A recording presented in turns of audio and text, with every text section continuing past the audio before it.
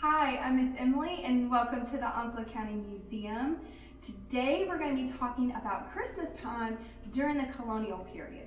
So typically today, Christmas time is a big to-do, right? We have huge decorations, we have Christmas trees, we do gift exchange with all of our friends and family, we have lots of food that we eat. We go to religious ceremonies, so Christmas time is a big celebration for people today. However, during the colonial period, Christmas time was a little bit different. So typically, for our colonial period, the Christmas season would start December 25th, and it would last 12 days. So it would go until January 6th, which would be the 12th day of Christmas, or they would also call it Epiphany. So Christmas time and the Christmas season, just a little bit different in the time, 12 days of celebration for our colonists. So during the Christmas season, December 25th was feast day. So the types of food that they would typically eat would be fresh meat. And that was because December was the perfect time for slaughtering or butchering the animals. So fresh meat would be things like beef, or turkey, ham. Those types of meats would be the things that our colonists would typically eat on December 25th, that feast day. And sometimes seafood would also be consumed or eaten during feast day. It would just depend on what would be the freshest meats or the freshest foods to have. So that would kick off, December 25th would kick off the start of our 12 days of Christmas. Now, like I said earlier, we do a lot of gift exchange, right? We always give presents to our children, to our family members, to our grandparents, right? That's just a part of something that people do today. But it's a little bit different in the colonial period. So it's not a gift exchange, it's more of a gift giving. So typically parents would give gifts to their children. If there were servants in their household, they would give presents to their servants. If they had slaves, they would give presents or a gift to their slaves, or even apprentices. It would just depend on who they had around them. So they would give these presents to their dependents. So types of presents or types of gifts would just be small tokens, small trinkets. So things like an orange would definitely be a treat during the colonial period because oranges were very expensive and they were hard to come by. So if you got an orange as a present during the Christmas period, that was the best thing that you could get. Things like small books or sweets would also be a good present. So those would be the types of gifts that children and slaves and servants would typically get from their superiors.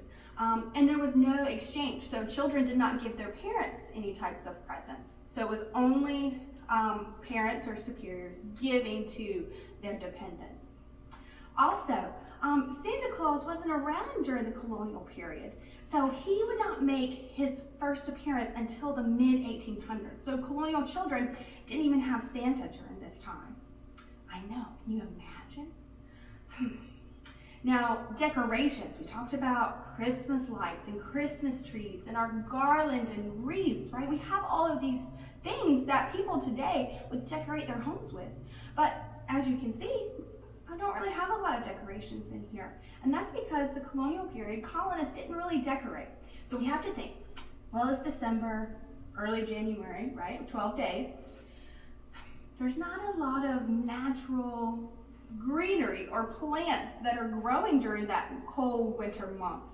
So the things that they would have had were things like holly. So as you can see, I have some holly here, and they would just put them in a container or lay them about the room. Sometimes, especially here in Onslow, they would use natural pine.